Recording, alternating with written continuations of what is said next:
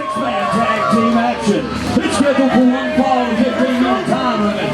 Entering from the lobby area, your CWF Worldwide Television Champion, Aric Andrews, and his partners tonight, the Dawson brothers, Dave and Zane Dawson. And it's over with, they're going to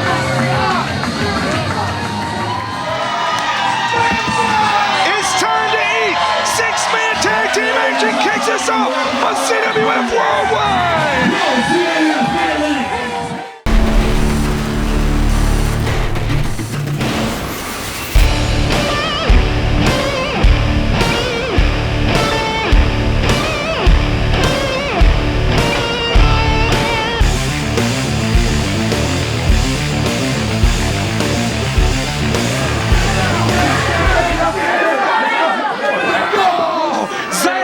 And Snooty Foxx slugging it out. We have got a lot of big, strong men in our opening contest. Brad Stutts and Cecil, one-winged Angel Scott, are in the booth. See there, this is a boss battle for sure. Man, this is Maniwa approved, brother. Trust me. Yeah, there's a lot of beef in this ring on both sides of the ring. Of course, this part of the Omega Bowl as CWF Mid-Atlantic, Impact Wrestling, and the Organization of Modern Extreme Grappling Arts have joined together for this monumental event. We thank you so much wherever you are on the planet for joining us as the Worldwide Television Champion, Aric Andrews, locks up with one half of the Mid-Atlantic Tag Team Champions, Aaron Biggs. A lot of title implications in this matchup, Cecil Scott. You've got the Worldwide Television Champion, you've got the Mid-Atlantic Tag Team Champions, and you've got, quite frankly, the team that has said, we're coming for the titles in the Dawsons, and you've got Snooty Foxx, who just took Aric Andrews to the limit, what, a few weeks back? Right, absolutely, and he knows if he can sneak a pin on Aric Andrews in this thing, he might be in line for another shot pretty quickly. Correct. No direct title ramifications in this matchup. It's kind of odd to go into this thing knowing that Aric Andrews might be the least powerful guy in this thing. That's just bizarre. I'm sure that's awkward for him too. You know, Andrews really survives and quite frankly does his best work when he can tower over somebody, when he can throw him around. I think he was wise at this point to tag in Dave Dawson. The Dawsons, quite frankly, are used to fighting people of any size and stature. They have fought men bigger than them, as big as them, smaller than them. Oh dear! Oh, but it's still pretty rare to see them body slammed. Right, they're one of the few teams that can match size with the Sandwich Squad, but they are still smaller than the Sandwich Squad. Just about everyone you'll meet is smaller than the Sandwich Squad. I've said many times, there was a good reason why I was always partners with Mecha Mercenary and I never fought the guy. I want to get the headhunters in here sometime. Like the headhunters? Yeah, not the girls that broke your arm at Glow, but the other headhunters. Wow. Are those guys still around? Oh, yeah. They're real tight with Papa Hales. I believe that 100%. Man, there's nothing you could do when both of these guys are lunging at you like that. Me, Mecha, Aaron, the headhunters, and Papa Hales all hit a buffet. Oh, Lord. Agent Mike would out-eat all of us. Are they still in business? Oh, the boy could out-eat anybody. Big slugging away, got the beard, and Dave Dawson fires it right back into the eye. Yeah, I don't know if Ray Jones saw that or not. Zane Dawson with that one red boot, a tribute to one of his idols, Bruiser Brody. He's very Brody-esque. Yeah, quite a character to idolize. A big, bad, nasty dude are both of these Dawsons. Man, Biggs, look at him, he's bowing up. And again to the eyes. Yeah, Dave Dawson considers him the master of the eye gouge, and clearly he has taught his brother a thing or two about ripping eyeballs out. Yeah, I mean, you're not going to be able to do much you can't see. I don't care how big you are. We've talked about it numerous I was going to say, we've talked about it numerous times. The Dawsons, in their spare time, bounce at a bar in downtown Wilmington, North Carolina. They throw drunks out onto the pavement and see how far they can throw them for fun. So when you're in those bar fights, going to the eyes is always a good move. Oh, nice. Speaking of good. He tripped up the big man at 400 pounds, came crashing down on his back, and look at the face of Zane Dawson. That will make your back crack and your liver quiver. Oh, Zane, I've never seen him in so much pain in my life. I'd be so sad if that happened to me. I can't even front. I'd be so sad if that happened to me. Oh, the headbutt right in the face. You know, Mecha Mercenary, it's a brand new skull. This is all brand new. They had to replace the old one. An unfortunate rock accident. I was there that night. Yeah. Out in somebody's yard, no less. Jeez Louise. I spend a lot of time in various people's yards. That's neither here nor there. So does referee Robbie Walsh. Dawson's working together as a team here. Swing and a miss. Big man. That was a man line. Yes, it was. It's like a tree limb. Biggs on the outside. Mecha into the cover. Could have him. I saw the champions kind of make eye contact there. I think Mecha thought that might be all. Yeah, he seemed a little unsure after that kick out. Oh, Dawson from behind. Zane Dawson, that is, from behind. Mecha's hard to hold on to. Yes, he is. Oh, dear. Dangerous back shot driver. Man, that's a lot of strength to pull over Mecha. That's a 400-pound man. And wisely, they stopped the tag, only two. Wisely, Dave Dawson prevented the tag. Yeah, he wasn't so occupied with getting the pin there. He's just making sure he didn't make that tag. Of course, if this is your first time joining us on CWF Worldwide as part of the look-in audience here on this huge event, we're CWF Mid-Atlantic. We operate out of the Mid-Atlantic Sportatorium in the shadows of the Greensboro Coliseum. Please follow us on social media, CWF Mid-Atlantic on Facebook, at CWF Mid-Atlantic on Twitter, and please subscribe to the YouTube channel you are currently watching. And keep up with CWF Worldwide every single week. So many new fans that we're hearing from, so many first-time fans that are here in the Sportatorium tonight as part of the Omega Bowl. Absolutely, watch us every Wednesday. Omega and Impact Wrestling partnering with us on this big event has brought a lot of attention to CWF Mid-Atlantic. We're so thankful to Jimmy, JB, Shane, the whole crew from Impact Wrestling and Omega who have helped make this amazing event possible. 2 big weeks of coverage of the Omega Bowl here on CWF Worldwide. And I gotta say, Cecil Scott, I was gonna say the Andrews and Dawson's trio have done a better job than I expected of isolating Mecha Mercenary, but it really seems like the Dawsons. Andrews not having any luck on his own. Yeah, and it's honestly pretty rare that you see Mecha get isolated in these tags. It's usually the less experienced Aaron Biggs that somehow ends up on the short end of things in these tag matches. So they managed to pull Mecha in. That's disgusting. Oh, poor Red Jones having to hold all that back. There ain't no way, man. No, between those two guys. Red Jones needs 6 trainees and 2 more officials to hold all those guys back. But they did a number on Mecha over in that corner. And the Dawsons, this is where they eat. This is where the Dawsons make their money, is just grinding guys down, being brutal, being vicious. You know, I've said before, they don't care about being aesthetically pleasing.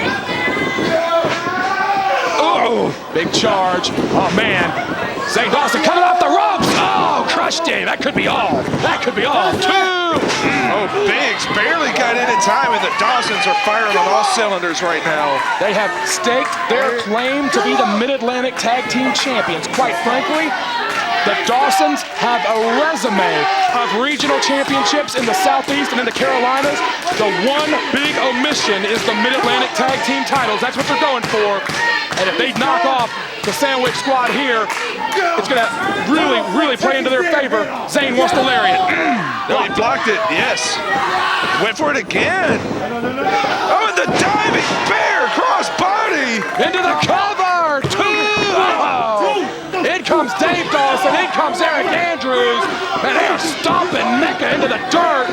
Biggs and Snooty are wisely staying in the corner. Oh, maybe not. Maybe not.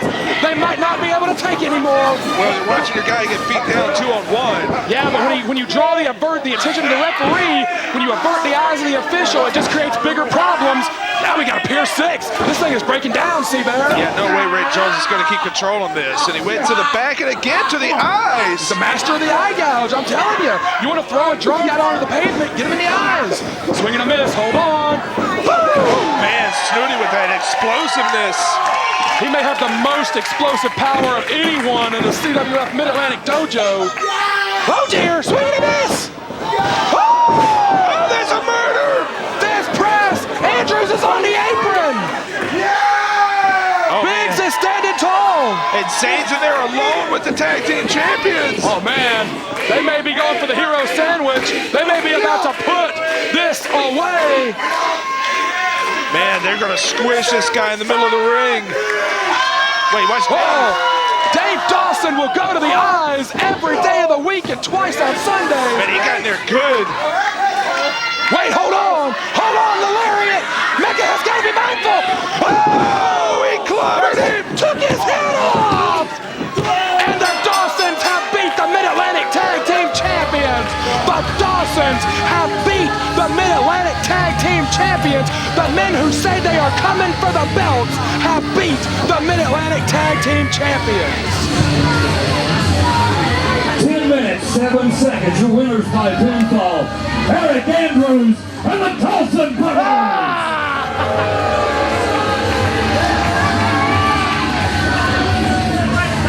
What I tell you? What I tell you?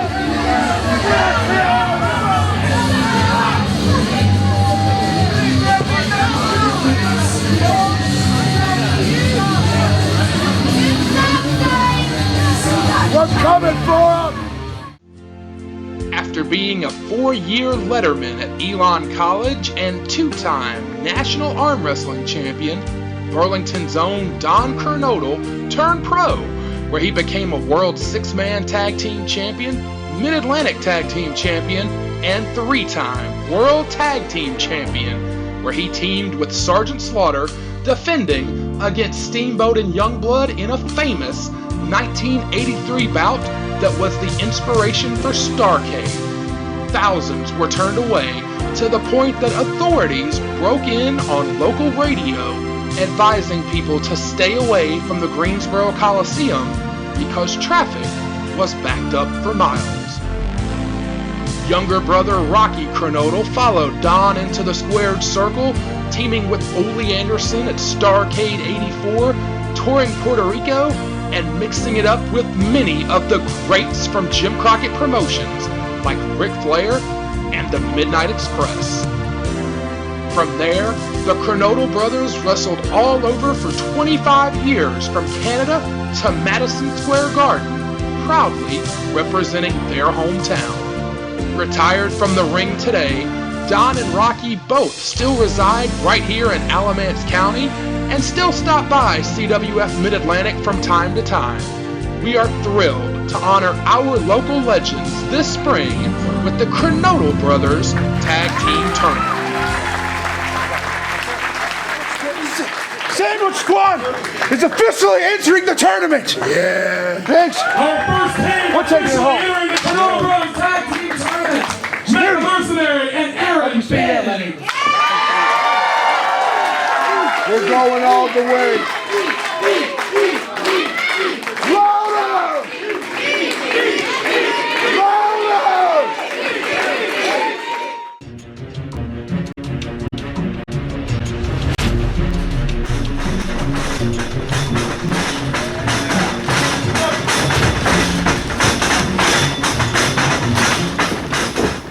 See how I'm coming more like off my hip?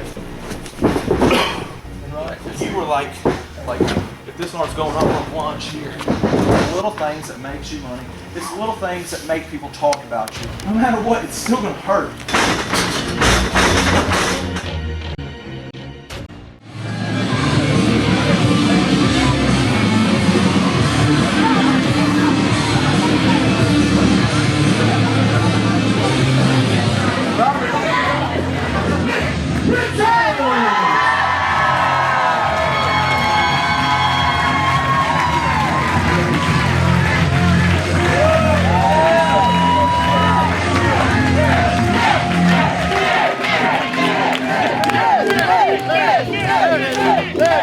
There it is.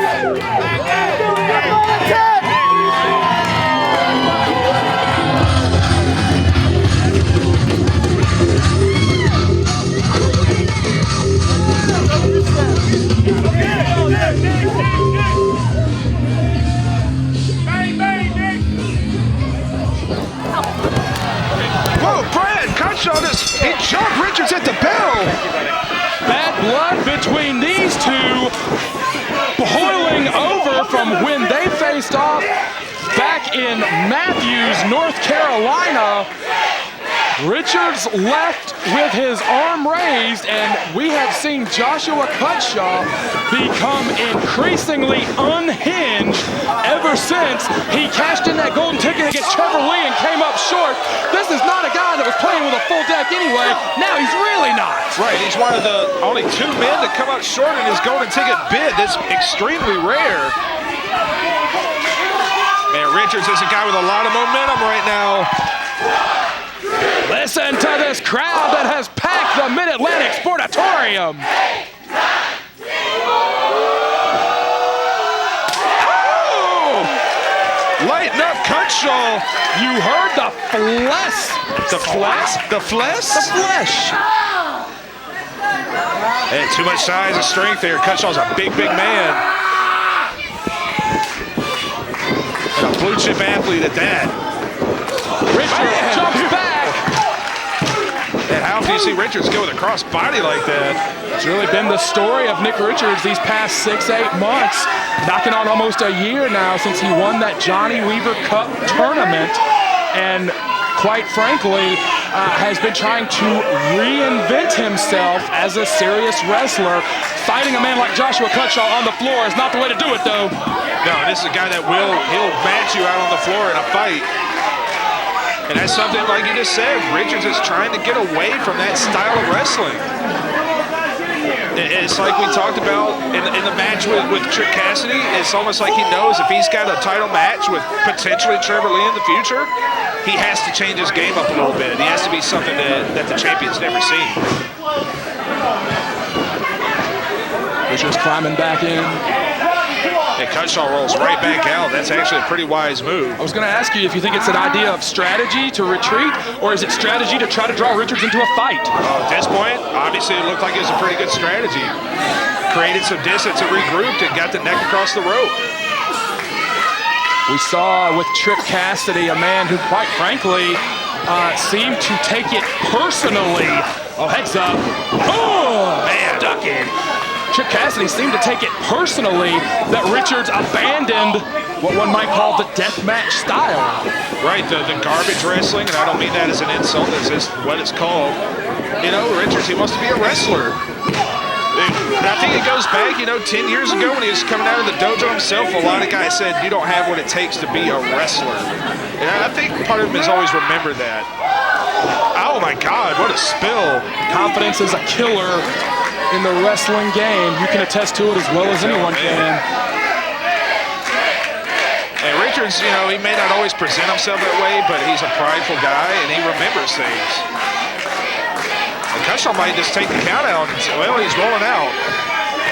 I think if Cutshall was a little bit of sounder mind, he would have taken the count out. Cutshall wants to fight. Yeah, and he knows he's got a size and strength edge, so if this becomes a fight, he might actually have a pretty big edge.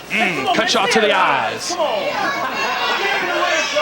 And I'm wondering if this is going to become a pattern of guys trying to draw Richards into this type of match, knowing he doesn't want to do it. I don't know. You can take us into the square circle easier than almost anybody else I have in the booth with me.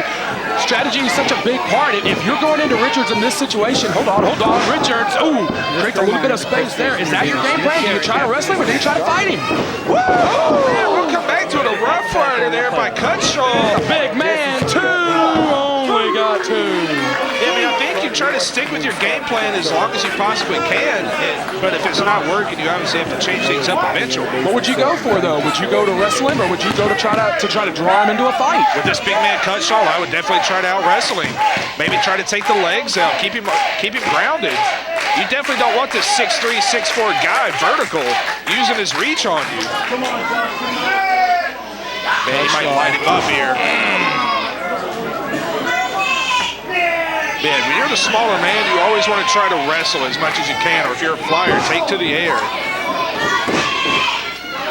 Richards using the ropes to pull himself up. That could be a real bad sign here if this thing goes much further, if it continues to go towards the time limit. Absolutely. And I can tell you this from experience, if in the rare occasion I knew I was wrestling a smaller guy, I would always want to try to make it a power base for a rougher match. And I think that's what Cutshall wants here. Cutshall standing tall, but look at the eyes of Joshua Cutshall. You see somebody who's not all there. He cannot let himself be distracted. Richards, underrated by some, but he's good enough to win that tournament. He's good enough to last 10 years against some of the toughest competitors in the Mid-Atlantic. And man, he is good enough to be wailing on Cutshall. Yes, he is, and Cutshall's reeling. That was smart by Richards. He didn't go the full distance of the ring. He went halfway and got enough momentum. No, he baited him in. Get Richards thinking in the ring. Michinoku, no, too big. Yeah, too big. Cutshall was too big and too strong for the Michinoku driver. One of Richards' favorite maneuvers. Cutshall too big, and man, what a clothesline. Man, just clubbed him. Yeah, Richards was wrestling really smart there, but you can't forget that Cutshall, crazy as he is, pretty smart guy in that ring himself. Some of the great clotheslines in wrestling history are envious of that one from Cutshall. Shoulders down. That was a long two, Cecil Scott. Yeah, Cutshall may have a beat. Robbie took about a half second to get that count going. Which sounds, absurd, but you can win and lose in a half second so easily. Yeah. Without even realizing it. I mean, we've seen it millions of times. Literally millions. Man, just clubbing at the face. He's just turning this thing ugly. Cutshall loves the fight, the winner of the golden ticket for a period of time last year. He won it at Battle Bowl, where he basically fought through, 12 guys by the time the night had concluded, right, to stand tall and hold the golden ticket at the end of the night. Cutshall would cash in that golden ticket against Trevor Lee for the Mid-Atlantic Championship in just a hell of a fight, but came up short as all challengers to the Mid-Atlantic champion have thus far. Of course, when we talk about the Mid-Atlantic champion, Nick Richards has got a guaranteed shot stuck in his back pocket for winning the Weaver Cup. And to what we've been talking about for Richards, hold on, shoulders down. Only got two. To everything we've been saying about Richards, to his credit, has not rushed in to using that title opportunity. He has said point blank, I'm going to wait until I feel I'm ready. Right, I think in his mind he knows, and this is no knock on Richards, but he knows right now he probably could not beat Trevor Lee if this match happened today. And he's waiting, he's scouting, he's up in his game, he's preparing. Those title opportunities for the Mid-Atlantic title do not come around often. What did you have, one in 10 years? Two, if we're going to be exact. Swings for everything. I technically won it the one time, by the way. Oh! A lot of dispute on that finish to this day, but nevertheless, swing and a miss. Double arm. Loves that butterfly suplex, does Richards. Cutshall not letting him have it. Cutshall just muscles Richards up with ease. Richards into the wrestling hold. Good wrestling move there. Once again, Richards trying to win it with wrestling. Oh, big kick, got nothing. Richards rolling reverse. He won the Weaver Cup with that Weaver roll. Didn't get the bridge. Yeah. Cutshall too big for Richards to get the bridge. Yeah, too much leg there. Security. Oh, just clipped him in the jaw with it. And Cutshall may be out. Cutshall, dazed and confused, looking like Bull Shannon from Night Court in his eyes before he collapsed. That was a huge, huge opening for Richards if he can capitalize. Man, he's measuring him. If he can stick him with that cutter when he gets up, I think we got a winner. Yeah, he's waiting on that cutter. Boy, Cutshall. Man, he's going from side to side. That's a sure sign that he is out of it. Should he charge in? Would that be too headstrong? I don't know. Richards calling for it. Yeah, you kind of have to meet in the middle here. Man, Cutshall is loopy. Oh! He just clobbered him in the back of the head with that bull hammer. The whole building gasped. And Cutshall has won it. The whole building gasped out loud. Cutshall may have just knocked out the winner of the Weaver Cup tournament.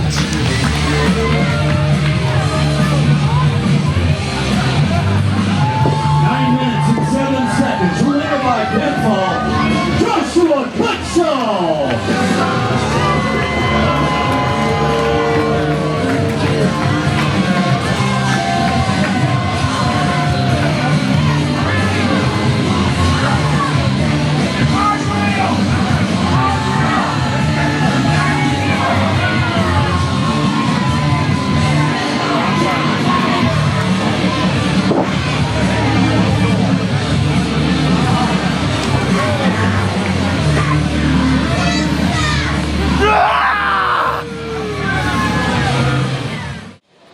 guys, Nick Jackson here, the Young Bucks. You are watching CWF Worldwide, but you actually should be on ProWrestlingTees.com/YoungBucks. We've got like 54 designs. Pick one of the coolest ones. Too sweet. Too sweet me. Boom. Ladies and gentlemen, please welcome my guest at this time, Smith Garrett!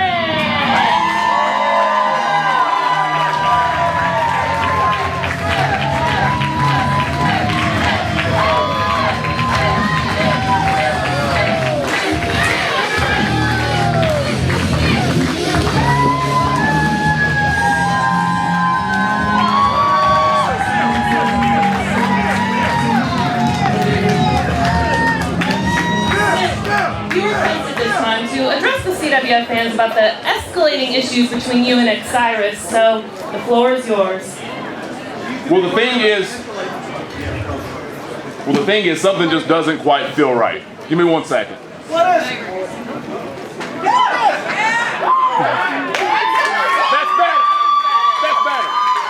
That's better. The thing is, when we get excited.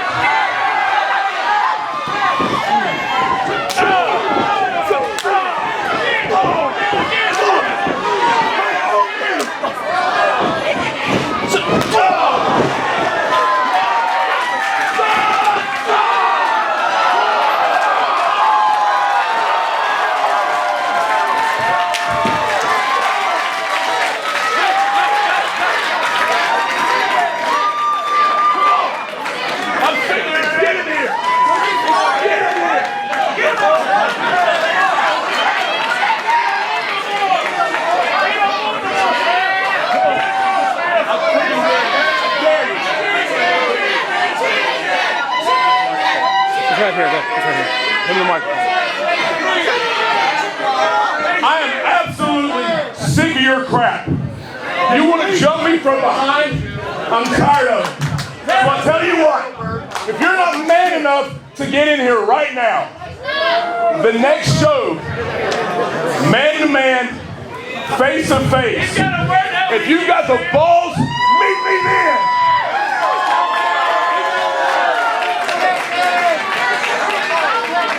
Feels like a done deal to me. You want to fight? You want to fight? I think that's a done deal to me. Are you going to be here or not? You don't speak for me, Stutts. And you don't tell me what to do.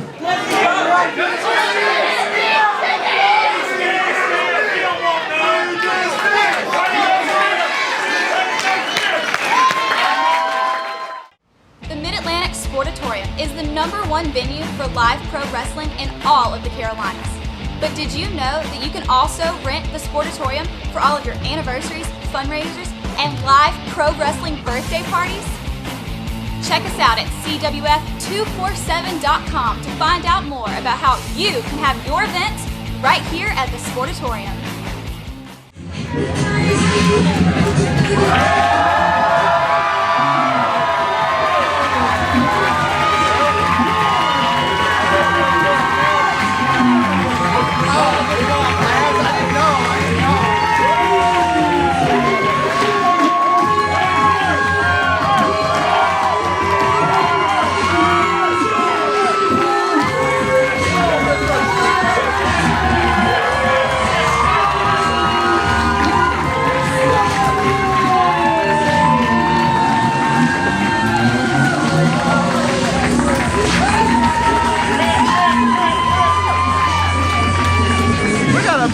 Here tonight. We even got new seats, man. It is getting wild up in this one.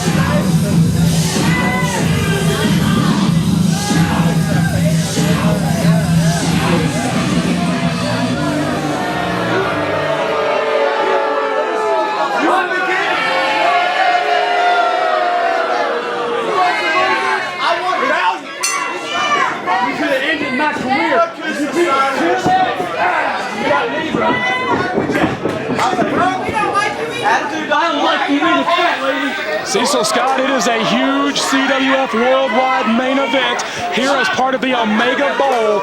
And Trevor Lee, the Mid-Atlantic Heavyweight Champion, is calling to start this matchup with Brad Attitude. So much bad blood between all four of these, but it will be the Ultra J Champion who kicks things off against the One Star. Yeah, this reunited, and it feels so good here for the former Aftermath. It kind of felt like Trevor Lee would go with who he knows with his partner, but Attitude, I feel like, surprised everybody. Yeah, I agree. I'm especially surprised, quite frankly, to see Lee Valiant walking 6 weeks after he was tombstone power driven off the second rope. No love lost between me and Lee. I can't even really say that I respect him, but I will say he's a hell of a man to still be standing and still be fighting 6 weeks after getting power driven off the second rope. That would put a lot of people on the shelf for months. Yeah, hate's a powerful motivator. And they say when in the nuclear holocaust, the cockroaches are the only thing that survived. Well, Lee took a nuclear bomb of a pile driver, and he's definitely the cockroach of CWF, and he's still walking. That is the most fitting analogy I've ever heard. I would like that to be attached to all of Lee Valiant's promotional materials for the rest of time. Swing and a miss. Sterling fires up. There is history between these two, dating back to Battlecade and the six-pack challenge. Battlecade a year ago. Boom! Not to mention, Chet Sterling was one of the men that Brad Attitude attacked when Attitude would show up for, 6 straight months. Attitude would make it a point to be here every time Trevor Lee was not. And as soon as Trevor Lee entered the ring legally, Brad Attitude slipped out. Yeah, Brad Attitude's a man that no longer has the upper hand in this feud with Trevor Lee. He doesn't get to call any shots anymore, and I think he knows it. And these are two old rivals that really haven't touched very often in the last 3 years since that Weaver Cup final in 13. Yeah, it was the finals of the Johnny Weaver Cup tournament. Really the first time in his career that we saw Trevor Lee take advantage of the no time limit clause. The finals of the Weaver Cup tournament, there must be a winner. Inherently, there's no time limit, so that there cannot be a draw. Might flip him over, yes, La Tapatia, the surfboard. And that was the first time we saw glimpses of what became the Trevor Lee style of elongating the match, stretching the time limit, making an opponent wrestle his pace, shoulders down. Nice prawn hold. And Valiant almost got tied up with no escape. And it's kind of taking to what a different landscape 2013 was. Trevor Lee was not the favorite to win that match. No, he was not. He was the young upstart. Valiant was the veteran on a hot streak. Nor was he the crowd favorite at that point in time. Lee Valiant was adored by these people for a number of years. Say what you will about Valiant, but there may be no one we have ever seen on the CWF Mid-Atlantic roster who can draw an emotional response out of people one way or the other like Valiant. He was beloved so passionately for years. He has been hated for the last several years just as passionately. Right, and you remember his popularity came about very similar to how Trevor Lee's has, just through all the battles that he went through with guys like Joe Sylvia and Jesse Ortega, all the bloody battles. Oh, no, this is perfectly legal, unfortunately, for Valiant. Oh, no. That was a gross, sickening snap. And you heard Valiant begging not to do it. A gross, sickening snap. And Cecil Scott, as you have so astutely pointed out time and time again, Trevor Lee puts money in the bank on that arm work that he can draw from later. Right, he'll go for it early, and he may not touch that arm again for another 15, 20 minutes. But as soon as he's in trouble, he goes right back to it. Unfortunately, as I've learned in the last week, an arm's not going to heal by itself in a matter of minutes. Smashed him right on the face. Cover. Only got two. And grinding it down. That's the Trevor Lee style, and he knows Valiant's hurt. Hey, there's no way Valiant's 100% right now. No, absolutely not. And quite frankly, ooh, on the neck. I was going to say, quite frankly, literally, I had it on the tip of my tongue. I'm surprised that Trevor Lee had not gone for the neck yet. Yeah, you knew he would eventually. Speaking of the tip of my tongue, how about this H2H Empress over Man, here? still over here. Oh, distracting me. I'm trying to Why wait. isn't it like this every week? Right? Just get beautiful women sitting here at the commentary table, hanging out with us. Commentary would be a home run every week, brother. Our commentary is a home run every week now. It's mine. And you go to hell if you don't think so. Oh my God! Cecil is shooting, folks. Backdrop attempt. No. Oh! Not for nothing. How about this new ring girl? I've never seen her before. Trevor Lee standing tall here in the Mid-Atlantic Sportatorium. Watch out for Attitude, though. He's Oh, got the dear. rep. Attitude does have the rep. What's going on here? Oh! He knew he was loading up that kick. Oh, man. And there's bodies everywhere. And I'm wondering if Attitude, what his mindset is right now. He just, one of the most emotional matches of all time, and he came up short. We got Trevor Lee 2-on-1 on the far side. If there's a way to beat this guy, that might be it. Well, not a whole lot of guys are going to survive 2-on-1. Not even the champion Trevor Lee. Trevor, and they've got him compromised here. And Valiant, like it or not, he's incredibly smart. And he will take whatever opening is given to him. Drop the leg. Trevor Lee has been compromised. Got to get him away from the ropes if he's going to go for a cover, or you can use the ropes like a scumbag. That works too. Yeah, well, as long as he breaks by 5. But there's no denying, yes, he is a scumbag. Interesting to see that the 2 Battlecade return matches have not really crossed paths yet. Well, now Attitude wants to tag in. Yeah, I mean, still not face to face. Though anytime Attitude can get in and throw a cheap shot on the Mid-Atlantic heavyweight champion, he's ready, willing, and able. When it comes time to have a man-to-man, one-on-one fight, Attitude's got a concert to go to, or he's shooting 75 at Pinehurst. Right. He definitely picks his spots. And it's kind of wise for Valiant to go and get Attitude in, because just watching Valiant, he is still kind of laboring with that neck. Oh yeah, this is a risky pick for Attitude, and I don't want to hold on. Cover 2. I don't want to be too speculative, but I almost wonder if Attitude, quite frankly, has alienated so many people that he had no better option than someone else that has no friends. Because you got to believe Lee got pile driven off the second rope 6 weeks ago tonight. I got to believe that Valiant cannot be 100%. I got to believe Cecil Scott, like I said, Brad just had no good options for this tag team match. Right, the only other guy that could possibly stand aside of him is Arik Royal, and he's a little busy. Trevor Lee firing away. Of course, the trio of Attitude, Royal, and Valiant competed Ultimate Survivor back in November against Trevor Lee, Andrew Everett, and Chet Sterling. Oh, and Attitude again picking his spot. That was the night that Attitude, Valiant, and Royal pretty much held the Sportatorium hostage until Trevor Lee would agree Oh, nice heel there. to let Attitude pick the stipulations for their matchup in December. Cover, cocky cover. I think Attitude was too busy looking for Bruce Mitchell out here. Tagging to Valiant. Yeah, Valiant is definitely favoring that neck. He's moving, not with that crispness that we are accustomed to seeing from Valiant.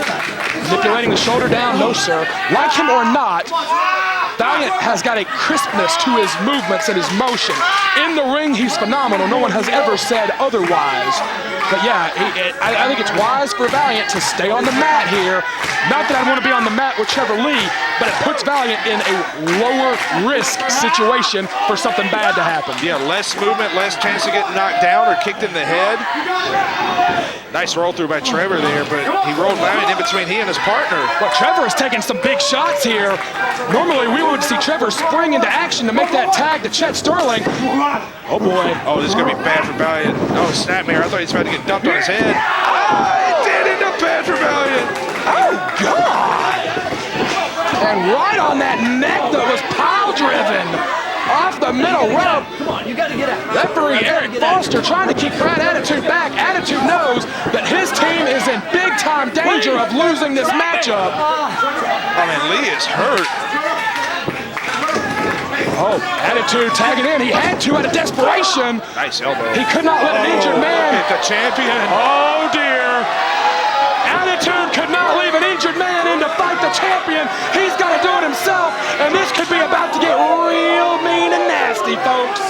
Yeah, Trevor got his revenge, but trust me, he's got no love for Brad Attitude. Oh, God, the piss out of him! Oh, my God! Oh, God! Like a gunshot at the OK Corral, Trevor Lee just blasted Brad Attitude. I mean, it sounded like a shotgun going off. Man, and Attitude is down like he got shot with a gun. That's a broken jaw, I swear to God. Oh, God! Trevor Lee is not screwing around with Brad Attitude anymore. Oh, man, right in the face with that drop kick. Months and months and months of aggravation are materializing themselves right now. Valiant charges. And again, Valiant just a little too slow. Swing and a miss. Oh, didn't miss the second one. Oh, and another kick to the head. German.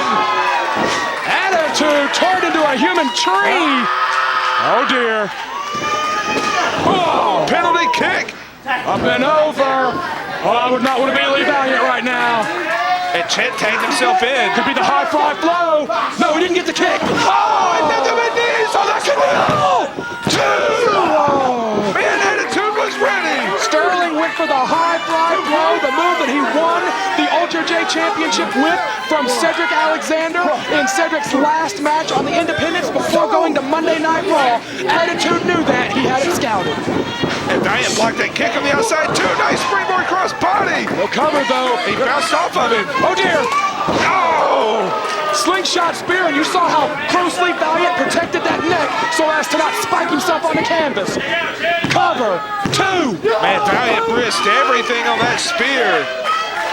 The will to win in all four of these guys is unfreaking believable. The hatred and the heat and the violence that we are seeing come out of all four of these men in this worldwide main event.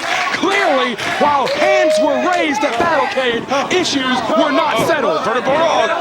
So dangerous. Oh, and survives it. They clank hands. And a nice jumping enziguri there. Right to the jaw. They just got kicked by Trevor. Oh, Valiant dug that one. Valiant has got the Ultra J champion. No, he does not. Sterling into the corner. Might see some teamwork here from the former tag team champions. Man, look at Valiant. He's fighting. Oh, right to the eyes. Valiant stays fighting. These are the two legal men. Oh, the hand nails and suplex right on that neck. Right on the head and neck. Oh, dear. A buzzsaw kick right in the back of the neck. Valiant may be decapitated. Cover. Two no Man, and I don't know if Attitude did him any favors there. You gotta try to win. You gotta try to avenge what happened at our anniversary supercard back in December. Like it or not, Attitude and Valiant are showing a lot of heart here. Yes, they are. What a... Oh, him in the corner.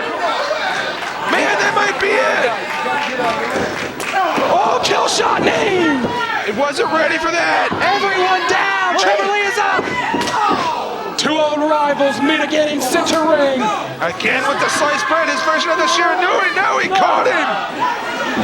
Man, I think he's going to dart him into that corner. Homebreaker DDT. No, sir. No, he's going for the SCF. Yeah, on the neck. Oh, on the neck. He's got the neck trapped. He tapped immediately.